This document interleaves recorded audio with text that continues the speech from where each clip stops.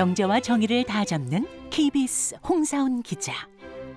경제 정보를 이렇게 재미있게 알려드리는 프로그램은 홍사훈의 경제쇼 플러스뿐입니다. 네, 안녕하십니까. 홍사훈의 경제쇼 플러스. 저는 경제와 정의를 다 잡는 홍반장 KBS 기자 홍사훈입니다. 누구나 하나쯤 다들 들고 있는 게 보험이죠. 보험이 예기치 못한 상황으로부터 재정적으로 안정을 주긴 하지만 이게 계약 내용도 좀 복잡하고 보험들이 다 비슷비슷해서 많이 헷갈리기도 합니다. 그래서 오늘은 모르면 손해, 알면 돈 버는 이 보험에 대한 궁금증 자세히 좀 풀어보겠습니다. 보험하면 이분입니다. 보험왕 초특급으로 불리는 이희강 홈인슈 대표 나오셨습니다. 안녕하세요. 네, 안녕하십니까. 지난번에도 이분 나오셨습니다. 김현욱 전 KBS 아나운서 나오셨습니다. 네, 안녕하세요. 예, 왠지 그 오프닝송을 들으면 마드모아젤 김현욱이에요. 이렇게 얘기해야 될 것 같아요. 굉장히 우아한 곡이네요. 그러니까 김현욱 전 아나운서가 왜 여기 나오는지 지난번 방송을 보신 분들은 아시겠지만 이 보험왕을 친구로 둔 덕분에 그렇죠. 아무 이유 없습니다. 별책 프로그램 그냥 나오셨는데 제가 무슨 보험과 관련된 사람도 아니고요. 그냥 그 친구가 보험왕이어가지고 전 옆에 이렇게 곁다리로 이렇게 같이 이제 얘기하면서 이런저런 얘기를 나누는데 보험에 대한 얘기니까. 그러니까 두 분이 재밌잖아요. 굉장히 친한 친구 사이로 알고 있는데 지난번에 놀러 오셨다가 그냥 덜컥 들어와가지고 엉겹결에 들어왔는데 인기가 좋았습니다. 그러니까 다행이에요. 그래서 오늘은 별책 프로가 아니고 그냥 별책 빼고 그냥 부록으로 모셨습니다. 한 단계 업그레이드 됐어요. 그러니까 오늘은 세 명이서 남자 보이스로만 가득 채워지겠네요. 자, 이달 초에 그러니까 경제쇼 플러스에서 알면 힘이 되는 보험이라는 시간을 한번 했었잖아요. 그때 보험이 사실 저도 보험은 들고 있는 게 있지만은 사실 권유로 들었기 때문에 들고 싶어서 들은 보험보다는 그냥 어거지란 표현은 좀 그렇다. 좀 그냥 권유에 의해서 억지로. 지금 마음이 나왔어. 억지로. 그래서 이거 뭔가 어수선해. 자, 먼저 이거부터 좀 물어볼게요. 아주 기본적인 거부터. 보험에 가입하기 전에 반드시 좀 알아야 된다. 이거는 그냥 무조건 사인하면 안 되고 이건 꼭 알아야 된다. 이거 뭡니까? 이 보험이라는 게 사실 이렇게 쭉 이렇게 놓고 보면은 사실 중요하지 않은 것들은 없어요. 그렇기 때문에 이거는 중요하고 이거는 대충 해서 넘길 수 있고 이런 부분들은 아니기 때문에 전부 다 중요한 거는 맞습니다. 그래서 그 전부 다 중요한 거를 일일이 처음부터 끝까지 다 체크하려면 사실 현실적으로 어려운 부분은 사실 있거든요. 그래서 이게 꼭 필요한 보험이다라고 일단 그렇게 말씀드리기 전에 제가 일단 생각하는 꼭 필요한 보험이다라고 하는 거는 지금 현재 이 사람한테 맞는 보험인지 아닌지가 일단 제일 중요해요. 그러니까 내 입장에서는 내가 필요한 건지를 따져야 되는 거네요. 그렇죠. 그걸 내가 모르는 거지. 네, 그렇죠. 그러니까 일반 계약자들은 그런 것들을 간과할 수밖에 없고 설계사 말을 믿을 수밖에 없는데 이게 정말 나한테 필요한 건지 필요하지 않은 건지조차를 일단 먼저 알지 못하는 상태에서 설계사가 권하는 대로만 가입을 했다가는 나중에 그게 나중에는 좀 약간 위험할 수 있는 거고 실제로 나한테 불필요한 보험임에도 불구하고 보험료를 10년, 20년 동안 계속 납입을 했으니까 그때는 정말 이게 손해일 수 있다라는 얘기죠. 대표적으로 만약에 젊은 사람들한테 나중에 당신은 나중에 나이를 많이 먹게 되면 그때는 요양병원도 가야 되고 병력이나 사고로 인해서 입원할 수 있으니까 요양인 또는 간병인을 써야 되는 보험이 필요할 수 있다. 그러니까 미리부터 간병보험을 가입해라라고 하면은 어떻게 보면 그게 틀린 얘기는 아닐 수 있거든요. 왜? 그렇죠. 지금은 젊지만 나중에 이제 나이 먹게 되면 늙을 수 있으니까.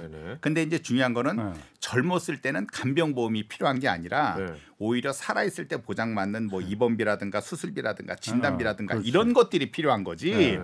나중에 나이 먹고 늙을 거를 대비해서 미리부터 20대, 30대부터 간병보험을 가입한다? 이거는 맞지 않는 거예요. 최근에 맞아요. 제 아내가 저한테 좀 제가 안 좋아 보이는지 간병보험 있냐고 묻더라고요. 근데 제 나이는 맞아요? 근데 지금 이제 김현욱 아나운서가 얘기했었던 지금 이제 죄송스러운 말씀이긴 한데 아내분이 김현욱 아나운서를 위해서 간병보험을 얘기한 게 아니라 간병은 나는 하지 못하니까 미리부터 준비를 해야지. 혹시라도 아팠을 때 나를 부르지 말아라. 나는 못하니 간병인을 써라. 그렇죠. 그래서 그런 의미구나. 그래서 그거는 보험으로서 충당할 수 있으니까 가입한 게 있느냐라고 물어본 거지. 나중에 혹시 몸 아팠을 때 나 애들 키우고 바쁘고 한데 굳이 나까지 병원에 끌어들일 생각은 하지 마라라는 개념으로서 안 물어보셨어요? 거 아닌가? 형수님께서? 나는 아직까지는 뭐 안 물어보셨어요? 부부 관계가 좋으시네. 야, 요걸로 알 수가 있네. 딱 봤을 때는 뭐 재수 씨께서 그러니까 그렇게 좋은 방법으로서 얘기한 그러면 것 같진 않고. 보험 설계사한테 네. 이게 내가 필요한 보험이냐 아니냐 뭐 다 그 케이스별로 다를 거예요. 네, 다르죠. 네. 보험 설계사한테 물어봤을 때 네. 이게 내한테 필요한 거냐 물어보면은 네. 필요하다 그러지. 솔직하게 답을 해줍니까? 그 방법밖에는 알 수 있는 방법이 없는 거 아니에요? 그리고 저도 궁금한 거 더불어서 혹시 네. 우리가 왜 사전 지식으로 뭔가를 알고 좀 들어가면은 설계사분이 얘기하시는 거를 걸을 수가 있잖아요. 네, 그러니까 그렇죠. 예를 들어서 뭐 보험론 이런 거 없습니까? 보험론 지금 대출을 말씀하시는 건가요? 아니 보험론. 그러니까 예를 들어서 뭐 어디 가면은 이론적인 책이 있잖아요. 보험 이론. 네, 보험론. 보험론 해가지고 이렇게 보면은 이 나이 때는 뭐가 필요하고 뭐가 필요하고 이렇게 대충 어느 정도 정리하는 게 있으면 알고 만날 수 있잖아 사람을. 있긴 있겠지만 그 보험 들면서 그거 읽어보고 그거 읽어본다는 지금 말씀은 쉽게 말씀드리면 뭐냐면 내가 자동차를 사기 전에 자동차에 대한 공부를 해야 된다는 것과 똑같은데 이거는 마치 설계 공부를 해서 바퀴는 어떤 원리로 굴러가는 거고 엔진은 어떤 식으로 해서 뭐 폭발이 돼가지고 미션으로 어떤 힘으로 전달돼서 좀 이렇게 얘기하는 거기 때문에 그렇게까지 들어간다는 건 조금 깊고 조금 어려운 부분이고. 저분 말은 너무 귀담아 듣지 마시고 그러니까 이 보험 왼쪽 귀로 설계사한테 듣고 오른쪽 귀로 흘려버려요. 보험 설계사한테 물어보면은 이게 내가 필요한 보험인지 아닌지 이 진실성 있는 답을 얻을 수 있느냐. 그 부분이 사실은 조금 어려운 부분이 어려운 부분이 뭐가 있냐면 아까도 말씀드린 것처럼 이 사람한테 필요한 부분인지 아닌지는 우리가 따지고 보면은 설계사한테 의존할 수밖에 없는 게 현실이거든요. 그러니까. 그런데 참 유감스럽게도 설계사들이 판매하는 보험 중에는 상당히 많은 수가 수당에 의해서 움직이는 경우들이 너무 많아요. 그러니까 그건 당연할 것 같아요. 네. 사람이니까. 한편으로 보면 그게 또 영업이기 때문에 당연할 수 있는데 또 같은 또 영업하는 입장에 있어서 이렇게 놓고 보면은 왜 굳이 필요하지 않은 보험임에도 불구하고 왜 자꾸만 권했을까?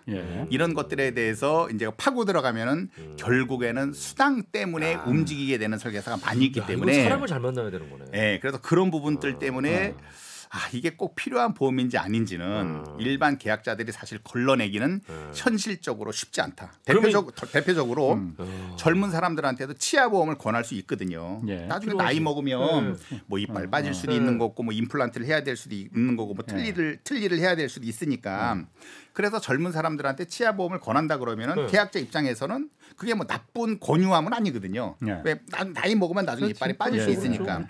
근데 중요한 건 치아보험 같은 경우는 전 보험사 공통으로 전부 다 갱신형이거든요.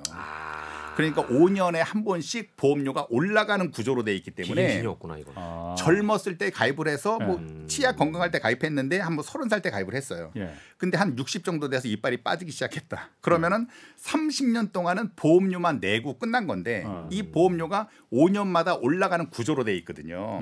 그러니까 다른 보험처럼 뭐 20년만 납입하고 내가 100세까지 보장을 받는다라는 개념으로 한다 그러면은 치아보험도 필요한 거는 맞아요. 왜 20년 동안 젊었을 때 내고 나이 먹었을 때 보장 받으면 되는 건데 그렇지만 않으면 그렇죠. 근데 치아보험은 5년마다 올라가는 구조로 돼 있기 때문에 이빨 때문에 큰 문제가 없을 나이 젊었을 때 못을 씹어먹을 수 있는 나이에 치아보험을 미리 가입을 해놓는다는 거는 말도 안 되는 보험이거든요. 근데 젊은 사람들한테 치아보험이 가입되어 있는 사람들이 상당히 많이 있어요. 그러니까 그런 보험들은 일반 계약자들이 나는 치아보험이 필요해라고 해서 요구했다라기보다는 설계사가 미리 그거를 얘기를 한 거예요. 그렇지. 그러니까 얘기를 들으니까 내가 필요성을 느낀 거네. 그렇죠. 그렇다 보니까 일반 계약자들은 이걸 가지고 내가 꼭 필요한 보험이냐 아니냐를 사실 판단하기는 굉장히 어렵다. 그러니까 이거네요. 이거를 말씀드리는 거예요. 홍 선배님이 저 옷을 사러 오시면 홍 선배님 바지 사러 왔는데 청바지 다 팔고 나서 아니 근데 고객님 그 바지에 이 셔츠까지 입으면 좋겠는데요? 그렇지. 셔츠까지 파는 거지. 난 잘 넘어가는데.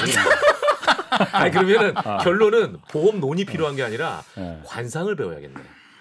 이 사람이 나한테 제대로 설계사가 할 사람인지, 그죠? 아니 그런데 지금 말씀하신 게 갱신형이라는 게 보험이라는 게 저는 사실 제가 모르는 게 워낙 많아서 예, 보험 쪽은 갱신형이 그러면은 일정 기간 내가 그 보험료를 지급하면은 나머지 기간을 갖다가 내가 보장받는 그게 아니고 네. 5년마다 그럼 예를 들어서 이걸 갖다가 다시 한다는 게 무슨 말? 그런 보험이 있어요? 그러니까 이런 분도 계시네. 와, 그러니까 나보다 더 몰라. 가장 이제 왜냐면은 김현욱 아나운서는 광고를 하기 위해서 생명보험, 손해보험 설계사 자격이 있는 사람이니까 조금 더 이해는 빠를 수 있는데. 네, 근데 우리 저분은 내가 가입시킬게. 네.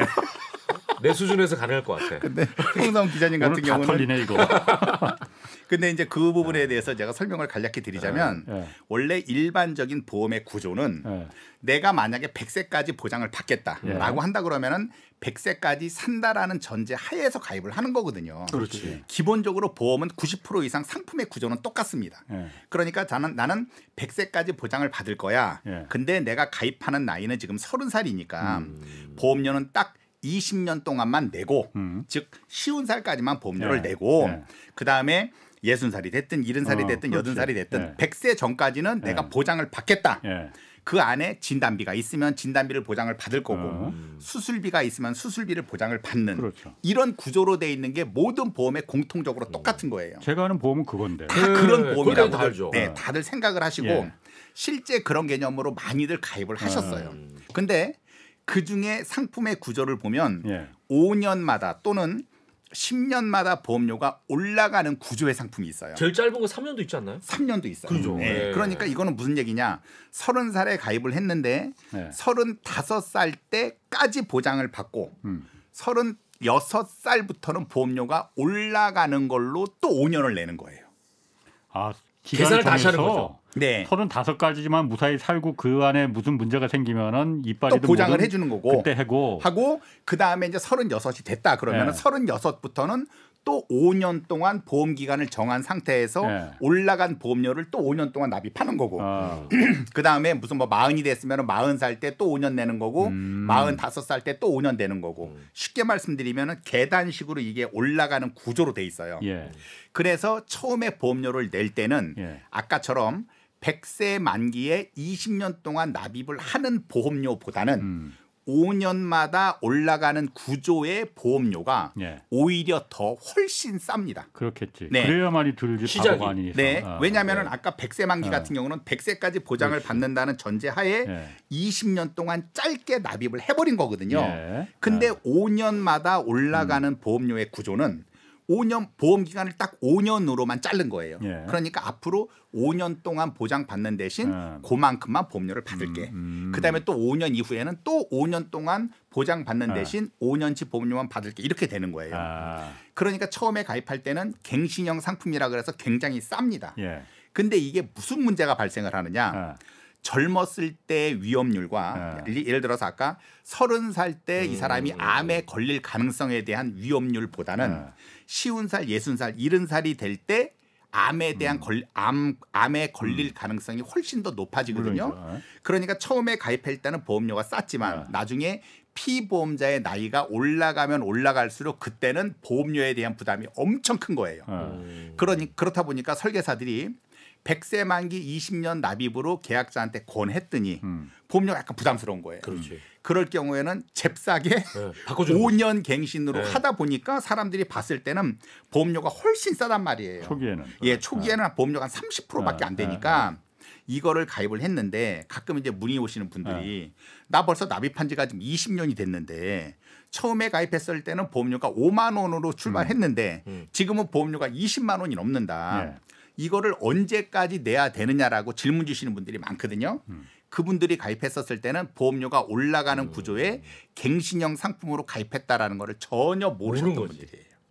설계사가 말을 안 해준 건가? 그런 것들에 대한 얘기는 그냥 얼렁뚱땅 넘어가는 경우들이 많이 있기 때문에 지금 이렇게 뭐 청취하시는 분들 중에서도 왜 이렇게 보험료가 쌌지라고 생각하셨던 분들이나 이 정도 보험료 납입하는데 우리 전체 가족 내 식구 보장받는 데는 충분해라고 생각하셨던 분들 중에서도 가입했었던 증권을 딱 까보면 5년 또는 10년 또는 3년 해서 보험료가 올라가는 구조로 가입이 되어 있으신 분들은 나중에 보험료가 너무 많이 올라가서 유지할 수 없기 때문에 그거를 필히 꼭 검토해 보셔야 돼요. 그러니까 지금 홍사훈 선배 같은 분이 빠지기 쉬운 보험이 TV 광고 같은 데서 네.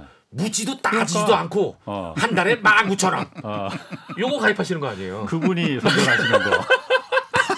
그분.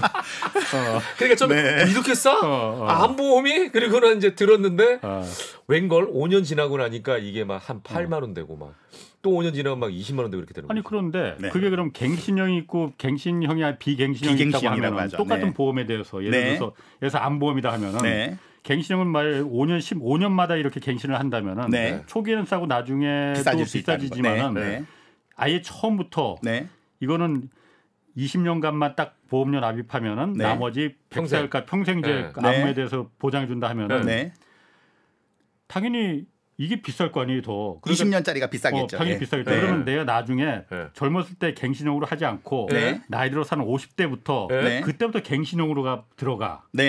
그럼 더 비싸지는 건지 아니면 무슨 말인지 이해하시겠어요? 이해했어요. 이해했어요. 어떤 게 더 그럼 유리한 건지. 그럼 바보가 아닌 이상 못하러 그럼 젊었을 때 그걸 들어. 그냥 나중에 암에 걸릴 만한 위험 나이가 됐을 때 그때 가서 갱신형으로 들면 되지.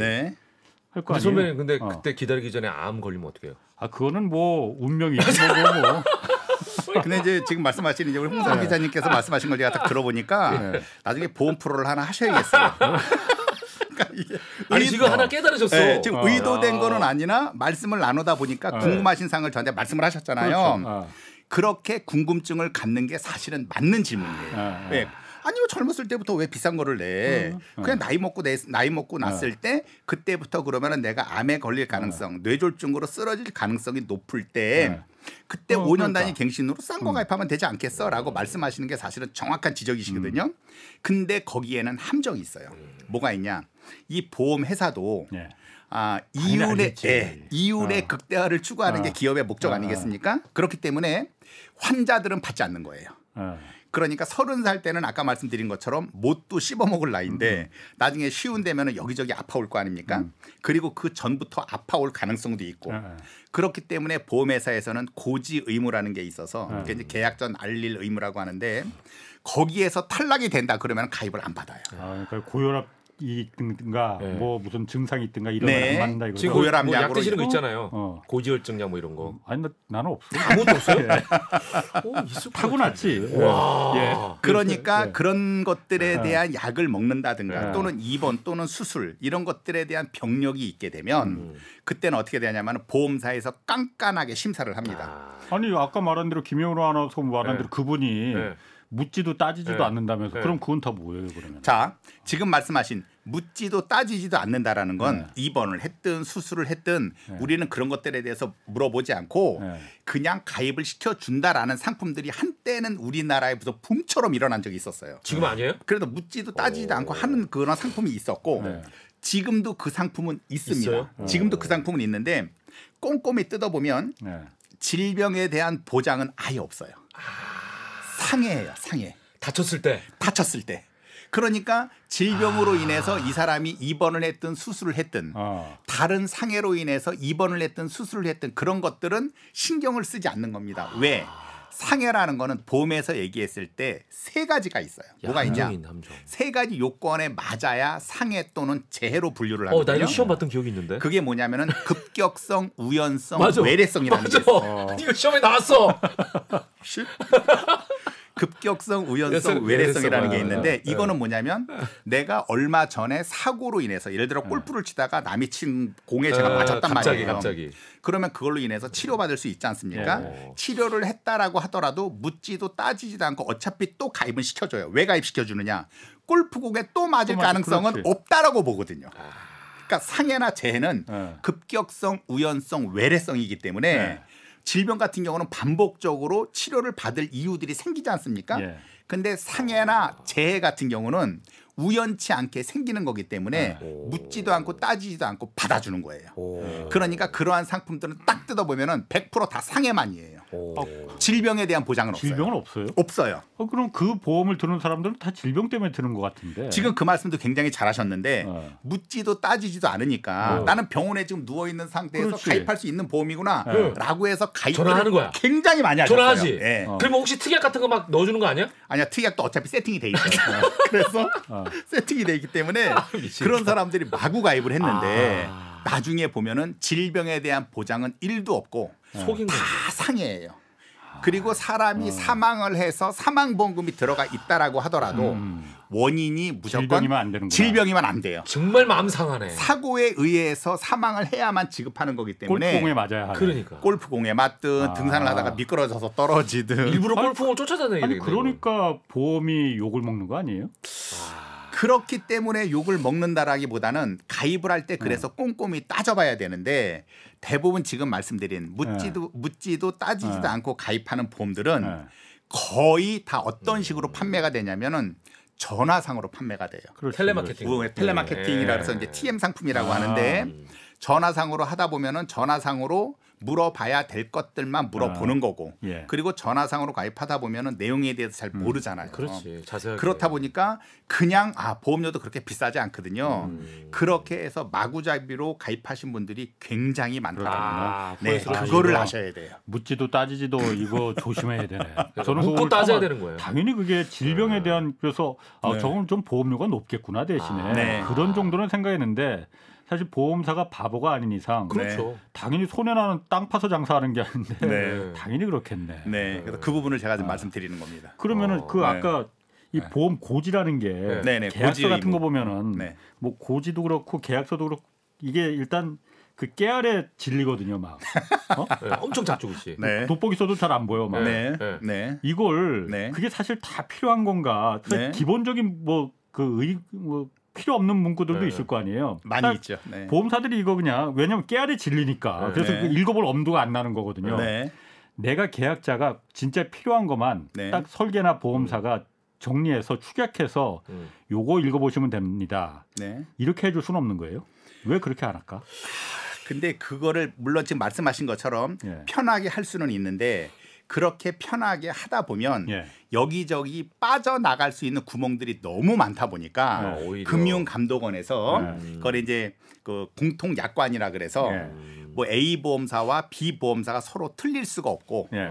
상품이 비슷하다 그러면은 A 보험사 또는 B 보험사, C 보험사도 공통적인 약관을 사용을 해야 되는 거예요. 그 의무네, 의무. 네, 그거 일종의 의무이기 때문에 네. 지금 뭐 우리 홍성 기자님께서 말씀하신 것처럼 우리 회사는 최대한 간편하게 하겠다라고 하더라도 그 약관은 승인이 나지 않습니다. 승인이 나지 않기 때문에 그 상품은 판매할 수가 없어요.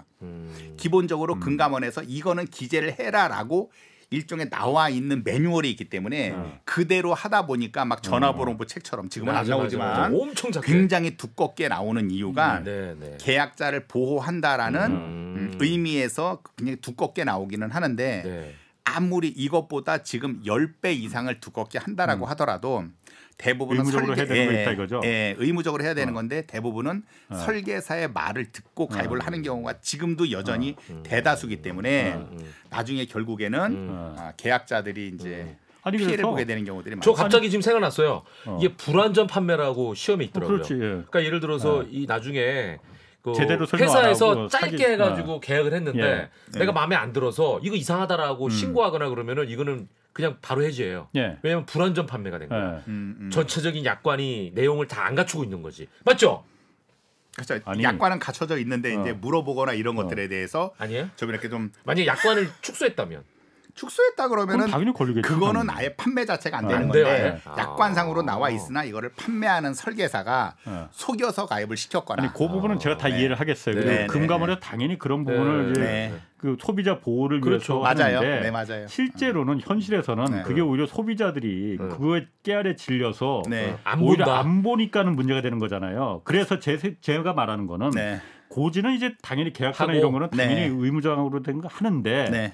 이거는 당신이 꼭 보고 그래서 이게 보장받을 수 있는 게 어떤 거다라는 걸 네. 그래서 좀 빨간 줄이라도 쳐주든가 아니면 첫 페이지에 네. 이런 건 따로 해서 그 이런 거는 꼭 중요한 거니까 이거 보고서는 당신이 계약할 거냐 말 거냐 이거 결정하시면 더 좋습니다. 네. 네. 이게 그러면 그거는 볼 거 아니에요. 나머지 뒤에는 기본적인 약관이니까는 뭐 이거는 보든 안 받으면 그렇더라도 요거는 꼭 보셔야 됩니다. 이렇게 해줄 수는 없는 거 아니에요? 저 기억이 나는 게 빨간 줄 쳐줬어요. 옛날에 빨간 줄 쳐줬는데 설계사가 쳐줬는데 뭘 쳐줬냐면 받을 수 있는 금액이 얼마다를 빨간 줄 쳐주더라고. 강조해서. 오! 내가 이걸 받는다고? 이래가지고 막 신나가지고 가입했던 기억이 나요. 그러니까 설계사들이 물론 중요하다라고 표시해가지고 쳐주는 것들은 물론 있어요. 물론 있는데 현실적으로 설계사가 모든 약관에 대해서 안다라는 거는 불가능하고 그렇지. 중요한 부분에 대해서만 이제 설명을 해주는 건데 그 설명해 주는 것조차도 정확하게 설명을 해서 계약자가 알아들을 수 있다 그러면 상관이 없는데 중요한 건 정확한 설명이 뒤따르지 않고 그냥 임의대로 설계사가 무슨 뭐 고지 의무를 정확하게 뭐 지키지 않는다든가 현재 직업이 위험 직종인데 괜찮아 이거 사무직으로 해서 가입할 수 있어 그래도 보험금 다 나와 이런 식으로 해서 계약자들 약간 속이게 되는 경우 그런 경우에가 나중에 문제가 된다라는 거죠. 아니 그 이희강 대표가 그 보험 이론이라는 책이나 이런 걸 써요. 보험 고르는 보험론 내지는 서머리. 서머리 타임. 이건 이렇다라고 해가지고 딱 이렇게. 제가 한번 고려해 보겠습니다. 별로 성의 없게 대답하는데. 쓰라고 그러니까 책을 쓰라고 없잖아 지금. 아니면 나온 책은 있는데 제가 뭐 책 홍보하러 나온 건 아니니까. 네 그렇습니다. 뭔가 어수선해 굉장히. 제 역할이지 않습니까? 아니 그러니까 뭐 그 부분은 그러니까 지금 이 방송을 금감원이나 이제 보험사 이쪽에서도 좀 들으면은 진짜 소비자를 위한다면은 그 두꺼운 그야말로 깨알 같은 글씨로 약관 그 계약서 잔뜩 그 해서 누가 읽어보지도 않으니까 그것을 그 중에서 정말 소비자를 위해서 꼭 필요한 거 한두 페이지 정도로 이거는 꼭 읽어보면 됩니다. 이것만 읽어보면 됩니다라는 걸 좀 해줬으면 좋겠다라는 그런 바람. 그렇습니다. 자 그리고 요즘 그 종신보험하고 실손보험은 지난번 방송에도 잠깐 얘기했지만 실손보험이 보니까 이게 1세대, 2세대, 3세대, 4세대까지 지금 나오잖아요. 맞아요. 이게 왜 이렇게 세대 차이를 나눈 거예요? 이것도 뭔 차이가 있는 건가요? 이게? 세대 차이가 나네요. 그러니까 그때 4세대까지 있다고만 얘기하고 생각해보니까 얘기를 안 했네. 맞아요. 와 기억이 되게 좋으시다. 그거 하나로 살아남았는데. 아직까지 MZ세대신가 봐. 그러니까 이제 보험 가입은 안 하셨지만 거기서 나왔었던 얘기에 대해서는 기억을 다 일일이 하시네요. 그때 이제 말씀드렸었던 게 이제 1세대, 2세대, 3세대, 4세대인데 맞아. 1세대 보험부터 4세대 보험에 대한 변천사와 각 1세대, 2세대, 3세대, 4세대 실비에 대해서 특징을 나열을 하면 여기 한 10시간 동안 지금 얘기를 해야 돼요. 그러니까 너무나 길기 때문에 그거를 일일이 설명드리는 거는 무의미하고 의미 있는 것만 제가 간략히 말씀을 드리자면 왜 1세대부터 지금 현재 4세대 실비고 조금 있으면 이제 5세대 실비가 나올 텐데 이 세대가 바뀌게 되는 이유는 왜 그러냐면 퀴즈 왜 바뀌게 됐을까요? 지금 얘기하려고 하니까 정답은 보험 수가. 그러니까 예를 들면은 1세대는 너무 많이 막 이제 빠져나가니까 그게 조정하는 거 아니에요? 사실 그 의미가 되게 큰 거죠. 맞췄어. 문제 내가 내고 내가 맞췄어요. 보험사가 손해를 보니까. 그렇죠. 그런 부분들이 있는데 이제 그거는 뉴스에서 나도 봤어.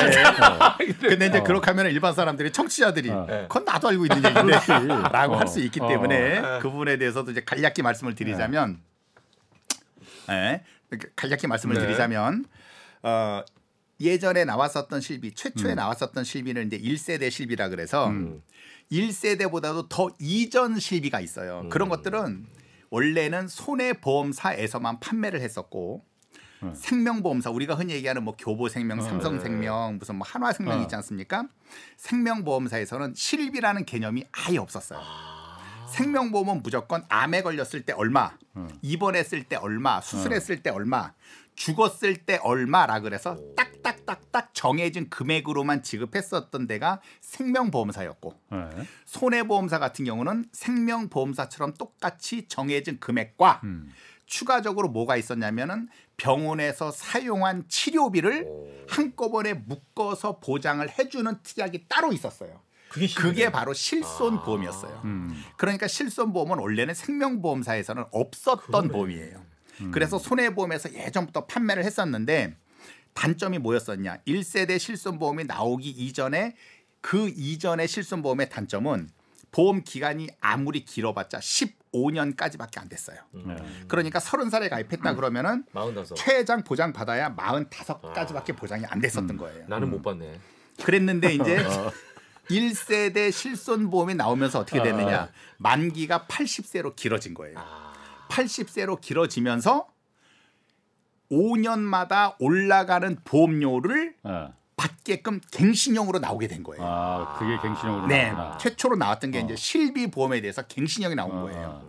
근데 갱신형이 나올 수밖에 없었던 거는 아까 말씀드렸지만 정액형으로 지급되는 진단비 얼마, 수술비 얼마 딱딱딱 정해진 금액으로만 나오는 것들은 시간이 지나면 돈에 대한 가치가 떨어져요. 그러니까 가입할 때는 암 진단비 무슨 뭐 1,000만 원이다 그러면은 1,000만 원만 하더라도 가입 당시에는 금액이 클 수 있는데 나중에 50년, 60년이 지나게 되면 1,000만 원에 대한 가치는 떨어질 수 있거든요. 그렇기 때문에 돈에 대한 가치 하락분을 정액형으로 지급하는 특약에 있어서는 보완을 할 수가 없었어요. 왜? 예전에 1,000만 원이나 50년, 60년 후에도 1,000만 원 딱 정해진 금액만 지급되는 거거든요. 근데 반면에 손해보험의 실손보험 같은 경우에 있어서는 아예 한도 자체를 묶어버린 거예요. 당시에는 3,000만 원 한도에서 무조건 지급을 하는 거예요. 그렇다 보니까 그 당시 가입했을 때 뭐 예를 들어서 한 일주일 입원하면 뭐 100만 원이면 끝났는데 앞으로 40년, 50년 후에 일주일 입원하면은 1,000만 원까지 올라갈 수 있거든요. 왜? 그때는 돈에 대한 가치가 떨어지니까. 물가 상승률이 그렇죠. 물가 상승률도 있고. 그렇기 때문에 그때는 돈에 대한 가치가 떨어질 수 있는데 떨어지는 거를 해지할 수 있는, 보완해 줄 수 있는 게 실손보험이었어요. 왜? 3,000만 원 한도에서는 무조건 다 해주는 거예요. 그러니까 가입 당시에는 일주일만 입원했어도 100만 원 정도만 됐는데 40년, 50년 후에 일주일 입원했더니 1,000만 원이다 라고 하더라도 3,000만 원 한도에 1,000만 원이 들어가 있기 때문에 다 보장을 해줬어요. 그래서 그때는 사람들이 굉장한 환호성을 지르면서 실손보험에 1세대 실손보험으로 많이 가입을 했거든요. 눈이 막 돌았겠네. 그때 다 가입했었다고 그러니까. 막 거의 다 가입했었어요. 그러니까 보험사들이 이건 아닌데라고. 그래서 근데 많이 가입하면 보험사에 이제 수익률이 나야 되는 거고 보험사는 굉장히 좋아했었어요, 사실은. 그랬는데 거기서 문제가 뭐가 발생을 하느냐. 지금처럼 3,000만 원 한도에서 보장을 하다 보니까 1세대 실손보험을 가입한 사람들이 마구잡이로 병원에 다 다니는 거예요. 안 갔던 사람들도, 안 갔던 사람들도 다니는 거고. 공짜라고 하더라. 야. 내가 왜 참아? 그러면서 병원에를 가면 병원에서 항상 물어보는 얘기가 실손보험 가입하셨습니까? 라고 물어봐서 네, 실손보험 가입했습니다. 라고 하면은 바로 그 사람을 붙잡아다가 약간 내가 좀 뭐 심한 표현을 쓰는 건데 붙잡아다가 그다음부터는 바로 도수치료에 들어가는 거예요. 그러니까. 그러면 도수치료를 하게 되면 일일 통원비 같은 경우는 예전에 1세대 실손보험도 10만 원이었거든요. 그러니까 병원에서 정형외과나 이런 데서 일일 통원비로 딱 도수치료를 10만 원을 책정을 하는 거예요. 그러니까 오늘 하루 종일 도수치료 받고 받아야 어차피 10만 원밖에 안 나오니까 이 환자는 10만 원을 병원비를 쓰고 이 영수증을 보험회사에다 청구를 하면 보험회사에서 그대로 10만 원을 지급을 하는 거예요. 야, 병원도 논하는 구조. 그러니까 병원에서 도수치료 목적으로 설립된 병원들이 너무너무 많아지는 거고. 그때는 진짜 도수라고 써 있는 병원이 진짜 많았어요. 도수치료라고. 그러니까 실손보험이 없다고 하면은 도수치료 받을지 안 받을지 뭐 권하지 않는데. 그렇죠. 왜냐면 자기 생돈이 들어가니까. 그러니까. 근데 도수치료도 그렇고 뭐 여러 가지 뭐 수술도 그렇고 굳이 수술할 필요가 없음에도 불구하고 이 환자를 잡아다가 눕혀놓고 입원을 시키면서 만약에 수술을 했다 그러면 잡아다 눕혀놓고는 좀 과한 편인 것 같다. 모셔다가 들어보세요. 그 말은 속기록에서 삭제하는 걸로. 왜냐하면 본인이 원치 않은데도 불구하고 실손보험에 가입되어 있다는 이유만 가지고 본인의 선택과 상관없이 병원에서 갔다가 막 치료를 하는 거예요. 그렇다 보니까 무슨 문제가 발생을 했느냐. 실손보험료는 따지고 보면 얼마 되지도 않는 건데 그 얼마 되지도 않는 실손보험료를 내면서 너무나 많이 보험금이 지급이 되다 보니까 마이너스. 보험사가 너무 힘든 거예요. 그러면서 다음에 나온 실비가 이제 2세대 실비, 3세대 실비, 4세대 실비까지 나오면서 그 혜택을 좀 줄이는 거죠. 결과적으로 지금 말씀하신 것처럼 혜택도 줄이면서 환자 본인 부담금을 늘려가는 시기예요. 예전에는 그냥 병원 치료 그렇죠. 예전에는 병원 치료 받았으면 무조건 입원했을 때는 3,000만 원 한도, 통원했을 때는 10만 원 한도에서 그냥 다 지급을 했는데 하다 보니까 아침에 눈 뜨고 일어나면 다 병원 가는 거예요. 그렇다 보니까 너무나 많이 보험사에서 보험금을 지급을 하는 거죠. 그렇다 보니까 안 되겠다. 병원에 갈 땐 가더라도 환자 본인 부담금을 늘려야 실제적으로 정말 아픈 사람들이 그렇죠. 가야 필요한 되는데 사람이 가야지. 아프지 않은 사람들이 네. 가다 보니까 보험도 따지고 보면 이거 품앗이거든요. 그렇죠. 그런데 멀쩡한 사람들은 오히려 보험료만 내고 혜택을 못 받고 아프지도 않은 우리가 흔히 얘기하는 나이롱 환자들이 계속 병원에 가서 보험금을 청구하다 보니까 그렇지. 예. 사람들이 상대적인 박탈감을 느끼는 그렇죠. 거예요. 불만이 나오죠. 불만 나오니까 그래 알았어. 나도 1세대 실비니까 나도 오늘부터 병원 갈 거야. 누구누구 엄마는 정쟁적으로. 보니까, 누구누구 엄마는 한 달에 막 1,000만 원씩 쓰는데 사훈이 형 병원 갔다 왔어? 나 오늘 가는데. 그렇게 하다 보니까 이 실비를 너무 많이 빼먹은 거예요. 그러니까 나중에는 통계가 나왔는데 네. 어떤 통계가 나왔느냐. 실제 보험금을 지급했지 않습니까? 네. 그러면은 보험금을 지급한 사람들의 쭉 통계를 보니까 네.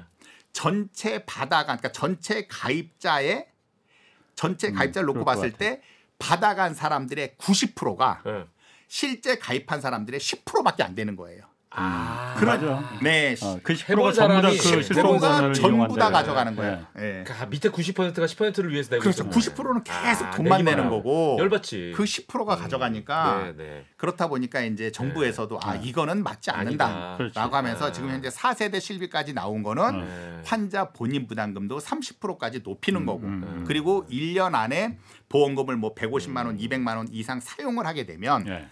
보험료도 나중에 올리는 올리는 거로. 예. 마치 우리가 자동차 보험에 그럼요. 사고 나면 그렇지. 올리잖아요. 그치. 할증. 자동차 보험에 가입을 했는데 만약에 할증 제도가 없다 그러면 좀 기분 나쁘다 그러면 다 받아버리지 사고 내는 뭐. 거거든요. 그럼 제가 두 가지가 좀 궁금한데 네. 그 실손보험을 어쨌든 4세대까지 운영해서 하면은 네. 하는 거는 1세대는 그러니까 보험사들이 너무 손해가 크기 때문에 네. 이거 우리 이러다 다 망하겠다 해서 네. 4세대까지 올라간 거잖아요. 네, 그렇습니다. 네. 지금은 보험사들이 그 정도는 그 커버할 수 있을 정도로 네. 이 정도면 손해가 나진 않아. 네. 이 정도가 됩니까? 나는 이거 알 수 있을 것 같아. 근데 그럼에도 불구하고 이거 미끼 상품 아닙니까? 근데 어차피 지금 김현욱 아나운서가 얘기한 거는 어차피 답 들어야 틀린 답이고요. 너무 귀담지 마시라니까. 왼쪽 귀로 듣고 흘리세요. 들리니까.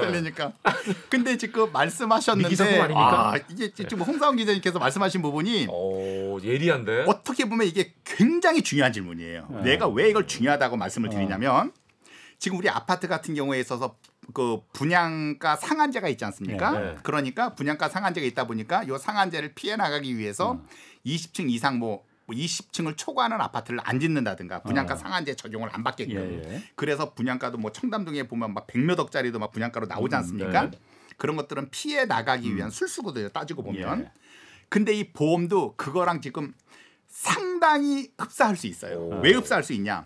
아파트를 지면서 니네 분양 원가 공개해라고 하면 예. 분양 원가를 공개해야 될 의무는 없어요. 그렇죠. 왜? 민간 건설사 이거는 어차피 자본주의 사회인데 그렇죠. 자본주의 사회인데 네. 영업 비밀. 영업 네. 비밀이니까 내가 이 아파트를 짓는데 5억이 들었는데 이걸 내가 만 20억에 분양을 했어. 네. 그러면 15억 차익에 대해서 수익을 거두는 건데 네. 정부에서 뭔데 이 분양가 상한제를 공개해라 말아라라고 한다 그러면 정부에서 할 얘기는 없거든요. 그냥 원가를 공개하는 거. 그렇죠. 원가를 공개하는 거. 그렇지. 그러면 수익 내면은 수익 난 부분에 대해서 그 건설회사가 사기치는 건 아니거든요. 그렇죠. 예.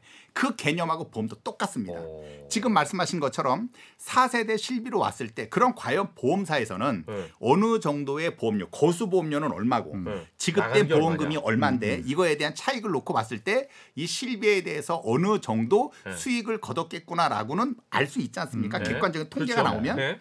근데 이 통계는 없습니다. 안 밝히는구나. 없어요. 없고 그냥 단순히 하는 얘기는 지금 실비에 대한 보험료를 만약에 100만 원을 받으면 네. 실제 보험금은 무슨 뭐 110만 원이 나갔다, 뭐 120만 원이 나갔다 이런 식으로 썰만 있지. 추측. 실제적으로 나간 보험금이 얼마인지를 밝히는 보험사는 대한민국에 없습니다. 없다.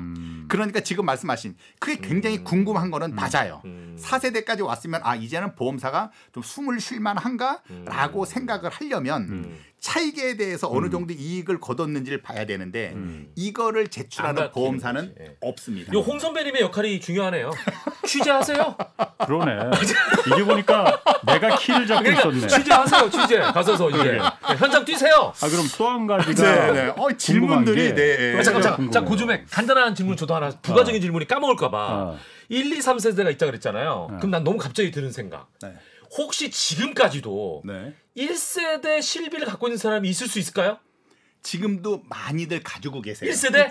1세대를 가지고 있는데 가입했었을 당시만 하더라도 저렴이 내고 있다가 지금은 막 3배, 4배씩 올라가니까 아직 가지고 있구나. 지금 고민들을 많이 하시는 가지고는 거예요. 있네. 이거를 4세대로 전환을 해야 되느냐 말아야 되느냐 고민들이 그런 고민을 많이 가지고 계신 분들이 있어요.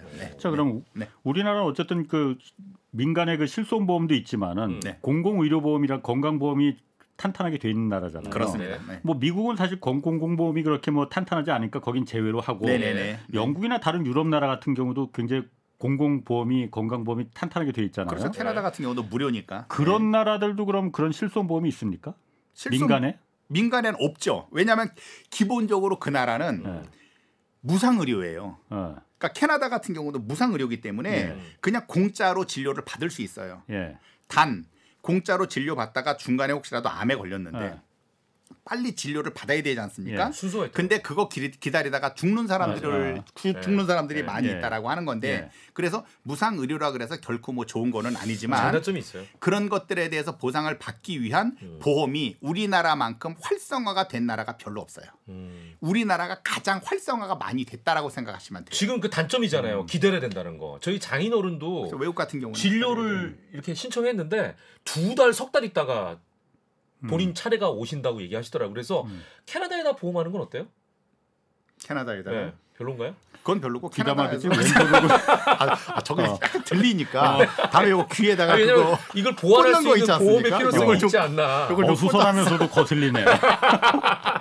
그러니까 외국에는 그러니까 영국이나 이런 유럽 같은 경우에는 그런 공공보험에 철저하게 의존하기 때문에 민간 실손보험 같은 게 아예 없군요. 그런 쪽은 없어요. 없어요.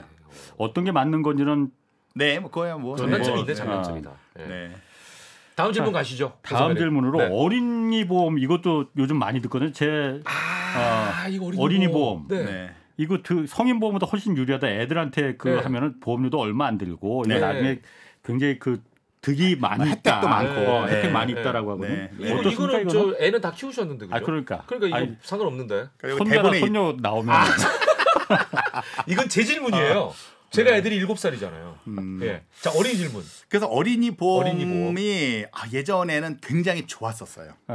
예전에는 그 어린이 보험이 좋았었던 게 뭐냐면 예를 들어 똑같이 암 진단비를 1,000만 원을 넣었을 때 예를 들어서 피보험자 나이가 20살이다. 그러면은 20살짜리도 어린이 보험을 가입을 할 수가 있었고 20살짜리가 성인 보험에 동시에 가입을 할 수가 있었어요. 그러니까 동시에라는 거는 뭐 2개를 가입한다라는 게 아니라 20살 정도 됐으면 어린이 보험에 가입할 수 있는 연령에도 들어갔고 성인 보험에 가입할 수 있는 연령에도 들어갔기 때문에 성인 보험에 가입을 하든 어린이 보험에 가입을 하든 상관은 없었어요. 20살짜리라고 한다 그러면 20살이 어린이는 좀 그런데 어린이는 아닌데 최근에는 35살까지도 어린이 보험을 가입할 수 있었기 때문에 35세예요? 그래서 금감원에서 15살이 넘어가는 사람들은 어린이 보험이라는 상품을 아예 쓰지 못하게 했어요. 근데 그건 이제 뭐 이후에 또 말씀을 드릴 거고. 그래서 20살 정도 되는 사람들은 어린이 보험을 가입할 수도 있었고 성인 보험에 가입할 수도 있었는데 똑같이 암 진단비를 성인 보험에 1,000만 원 넣고 어린이 보험에 1,000만 원 넣지 않습니까? 그러면 어린이 보험에 1,000만 원 넣었었던 게 예전에는 더 쌌었어요. 그렇겠지. 근데 어떻게 보면은 그렇겠지는 아니고 실제로는 원래 보험료는 똑같아야 되는 거예요. 왜? 성인 보험에 가입한 사람도 100세까지 보장받는 거고 어린이 보험에 가입한 사람도 똑같이 100세까지 보장받는 건 똑같은 거예요. 근데 이거는 느낌상 어린이 보험이니까 어린이니까 코 흘리게 돈 뺏는 느낌이잖아요. 어린이가 무슨 암이야. 근데 어차피 가입하는 연령은 똑같으니까요. 20살짜리 똑같으니까. 그러니까 암 진단비를 성인 보험에 1,000만 원 넣었다 그러면 1,000만 원에 대한 보험료가 성인이 10,000원이었다. 예. 그러면 어린이 보험도 그렇죠. 원래는 10,000원이 돼야 정상이에요. 나이가 똑같아 20살이니까. 네, 20살 똑같은 거고 보험기간 100세까지 보장받는 네. 거니까. 근데 어린이 보험은 보험료가 얼마였느냐? 9,500원밖에 안 했어요.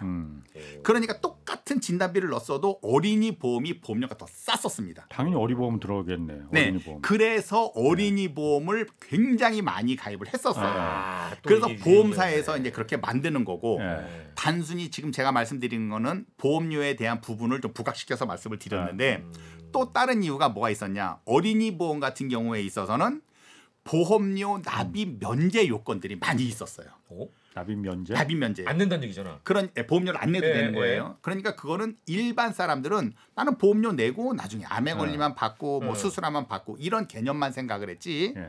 나중에 내가 중차대한 질병에 걸렸다라고 한다 그러면 걸린 날 이후부터는 보험료를 납입하지 않아도 되는 납입 면제 사유. 이런 것들에 대해서는 일반 분들은 별로 생각이 없으셨던 거예요. 왜? 기본 개념이 납입 면제보다는 나는 보장을 받기 위한 걸로 가입을 하는 거지 예. 납입 면제 사유가 뭐가 있습니까? 라고 물어보시는 분들은 별로 없었거든요. 그렇죠. 근데 성인 보험과 틀리게 어린이 보험 같은 경우는 납입 면제 사유가 많이 있었어요. 네. 그렇기 때문에 여러 가지를 놓고 따져봤을 때는 어린이 보험에 대한 장점이 있었던 겁니다. 예. 그래서 어린이 보험을 많이 판매를 했었고 예. 뉴스에서도 워낙 많이 어린이 맞아요. 보험 나오다 보니까 네. 사람들은 보험 가입할 때 내가 어린이 보험에 가입할 수 있는지 없는지를 문의하는 사람들이 너무 많았었던 먼저 거예요. 타진해 보는 거지. 네. 그렇다 보니까 어린이 보험에 가입할 수 있다 그러면은 예. 그때부터는 묻지도 따지지도 않고 나 어린이 보험으로 가입하겠습니다라고 하는 그런 지경까지 오게 된 거예요. 그러니까 보험사에서는 아까도 말씀드린 것처럼 피보험자 나이 이건 어린이가 아니고 이제 어른 중년으로 넘어갈 나이인데 그러니까 35살짜리까지도 코미디네. 어린이 보험에 가입할 수 있다며 끌어들였는데 어. 지금까지 말씀드린 바와 같이 정말 장점이 어린이 보험에 있었다라고 한다 그러면 네. 35살짜리가 가입하는 것도 저는 문제는 없다고 봅니다. 근데 나중에 어떠한 술수를 썼느냐. 네. 바뀌었구나 또. 어린이 보험이 워낙 인기가 있다 예. 보니까 아까처럼 똑같은 진단비를 넣어서 어린이 보험이 싼 게 아니라 네. 나중에는 어린이 보험이 비싸졌어요. 아 오히려. 중간에 싹 바꿔버린 거예요. 이거를. 누가? 보험사에서 바꾼 거죠. 야 이건 최신 트렌드인데. 제가 알기로는 어. 어린이 보험을 웬만하면 들고. 네. 그러니까 그 다음에 만 30세까지인가 된다 그러니까 네. 그걸 유지하다가 네. 뭐 어떻게 갈아타라 막 이런 얘기 많이 했거든요. 어. 근데 지금 와 완전 최신 트렌드를 좀 얘기했어. 그럼 요즘은 어린이 보험이 더 안 비싸지더라. 되네. 이거죠? 지금은 만약에 이제 나이가 좀 있는 사람이 어린이 보험을 가입한다 그러면은 네. 실제 딱 그 담보들 특약들을 쭉 비교하지 않습니까? 예. 보험료가 비싼 게 훨씬 많아요. 야 이거 진짜 새로운 어린이는 사실이다. 싸고 네? 진짜 어린이는 싸고 그러면은 그러니까 진짜 이게- 6살, 7살 이런 애들은 초등학생. 네, 예. 싸고 걔네들은 어찌 됐건 어린이 보험을 가입할 수밖에 없는 연령인 거죠. 네. 왜? 성인에서는 가입을 못 하는 거니까. 그러니까 예. 걔네는 정해져 있고. 예, 걔네들은 정해져 있으니까 못 하는 거기다 건데. 걔네는 병에 걸릴 확률이 워낙 낮잖아요. 그렇지. 네. 네. 그렇다 보니까 어린이 보험이 정말 장점이 많다라고 해서 너무나 많은 사람들이 가입을 하다 보니까 네. 35살까지 늘리면서 자 이거 어린이 보험에 가입할 수 있습니다라고 하니까 실제적으로는 이 어린이 보험이라고 하더라도 보험료가 더 올라갔음에도 네. 이 올라간 거를 인지하지 못하고 아, 옛날 그 추억에 빠져 있는 거예요. 그렇죠, 그렇죠. 네. 그러니까 저는 무조건 어린이 보험으로 하겠습니다라고 하다 보니까 네. 실제로 더 비쌉니다라고 얘기를 하더라도 제 말씀을 잘 안 듣는 거예요. 그러니까 아니 나 지금 와 나한테 지금 만약에 어린이 보험 그러게. 들으라고 나 듣는다니까? 네. 그러니까 사람들이 그렇게 된 거예요. 아니 난 35살짜리인데도 어린이 보험을 들 수 있다는 것 자체가 네. 아, 도심으로 그게 말이 돌아가는 거 되나. 아니에요. 그래서 그래서 금감원에서 어떤 제재를 했느냐? 네. 어린이 보험은 15세까지만 가입하는 걸 어린이 보험으로 하고 상품명에다가 어린이 보험이라는 걸 넣을 수 있고 그다음 못 그 넣는구나. 15세가 넘어가게 되면은 어린이 보험이라는 걸 아예 사용하지 못하게 해버린 거예요. 혹시 그러면서 이런 이제 건 없어요? 마음이 어린이 보험, 마음이 청춘 보험 뭐 이런 것처럼. 무시하시고 네. 아니 갑자기 궁금해지는 거지. 아니 왜냐면 상품명이 희한하게 많더라고. 희한하게 많아요. 들으면은 짓기 혹하는 나름이니까. 혹하는 예, 상품이 맞아요. 많아요. 예. 그럼 네. 마음이 어린이 보험 이런 것도 진짜 아니 그 묻는 거 설마 왜냐면 그런 게 상품을 들으면 만들 수는 있지만 아까도 얘기한 것처럼 15세가 넘어가는 사람들이 가입할 수 있는 상품인데 그 상품에다가는 그냥 뭐 이름만 어린이 보험이다라는 상품을 만들 수 있지 않습니까? 그 자체가 불가능한 거예요. 아 이제는 안 돼. 어린이 보험이라는 걸 넣을 수가 없어요. 아니 홍 선배님 진짜로요. 딱 상품명만 보면 만능인 보험이 되게 많아요. 혹해가지고. 만능이 아니고 지금 프로그램이 예능 쪽으로 흘러가니까 지금. 아 예능 아니에요? 경제쇼 플러스잖아. 네네. 그래서 예, 그런 차이점이 있다는 걸 말씀드렸어요. 되게 재밌다. 그리고 요즘 또 치매 보험도 그 케이블 TV 광고에 보면 많이 나오잖아요. 많이 나옵니다. 치매 보험. 네, 많이 나와요. 치매 보험하고 임플란트 그 치아 보험 이거 두 개가 제일 많이 나오는 것 같아. 많이 나와요. 네, 많이 사실 나와요. 저는 궁금한 거 또 하나 있긴 있어. 뭐요? 이런 것도 물어봐. 왜 보험사 이게 케이블 TV 광고 보면은 그냥 상담만 해도 뭐 냄비 같은 거 주고 그런다고 하잖아. 텐트 뭐 낚싯대 이런 거 얘기하는 거죠? 진짜 줘요 그거? 나도 그거 궁금했는데 나도 상담 해볼까 이런 거. 그래서 전화 한번 할까 말까 하다가 전화비 스팸 잔뜩 들어올까봐 안 하긴 안 했는데 뭐 그거는 그냥 아니 그 시계 받은 거 아니에요 시계? 아니야. 집에 보면은 그런 상품으로만 쌓아두는 사람들도 있는데 그런 사람들 때문에 지금은 작은 글씨로 뭐라고 나와 있냐면 몇 분 이상 상담을 해야 돼요.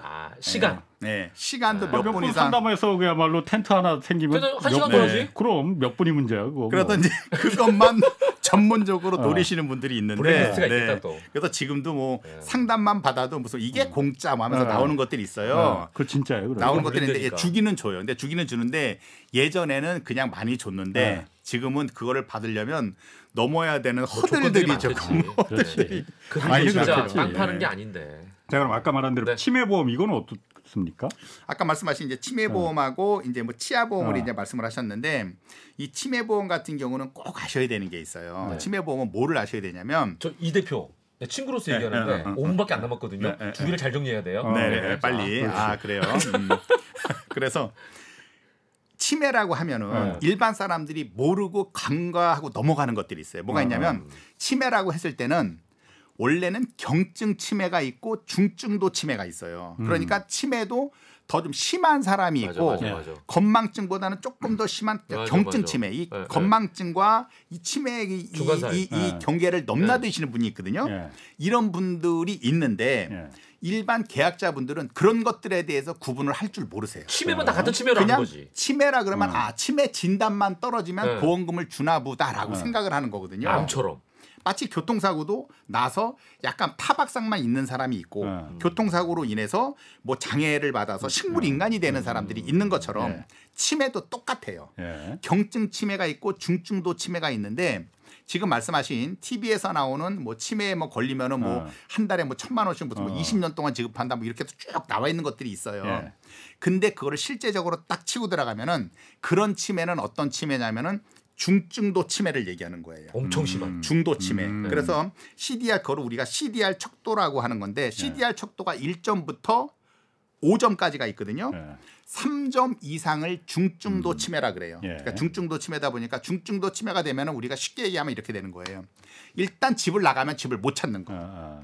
그리고 내가 왜 나왔는지도 모르는 거. 이때가 비로소 중증도 치매의 기준이 되는 거거든요. 근데 중증도 치매는 우리나라 전체 치매 환자의 많지 않구나.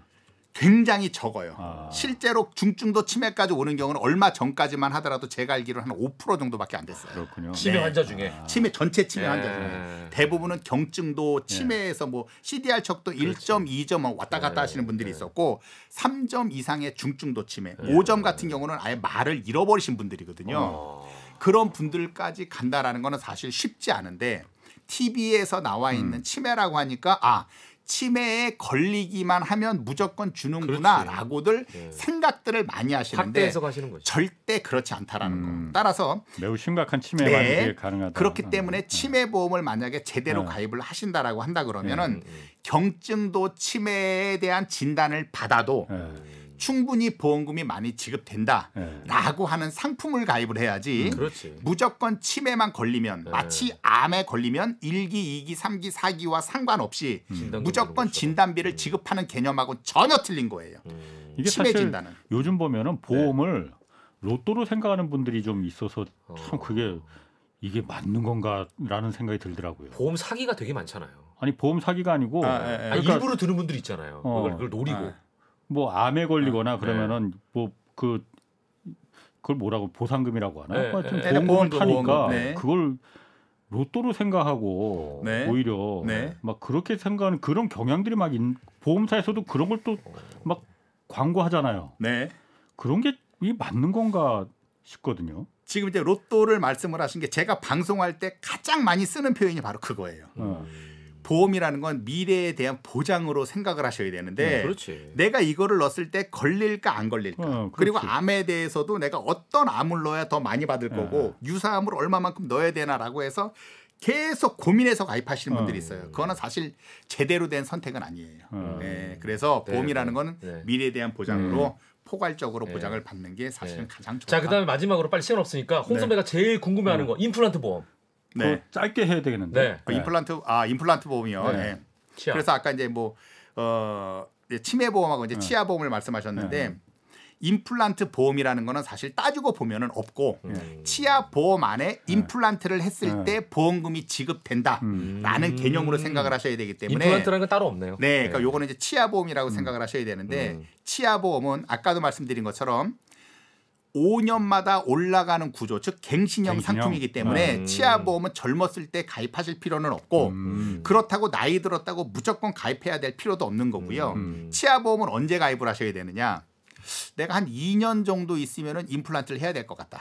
그건 사람이 느낌으로 알 수 있거든요. 아, 요즘 치아도 좀 안 좋고 해서 한 2, 3년 정도 있으면은 아마 임플란트 정도를 가입을 해야 될 것 같다라는 생각이 드시면 그때 비로소 해야 되는 게 치아보험이라고 말씀드립니다. 다시 한번 강조하는 거는 이거는 비갱신이 없다. 네, 비갱신 없고 다 갱신이. 깔끔하다 정리. 고맙습니다. 이렇게 얘기했는데도 또 부족하네 시간이. 오늘 두 분 얘기하다 보면 끝이야. 아유 어수선해. 클로징 어떻게 제가 할까요? 이희강 호민주 대표 그리고 어수선 김현옥 전 아나운서였습니다. 두 분 고맙습니다. 감사합니다.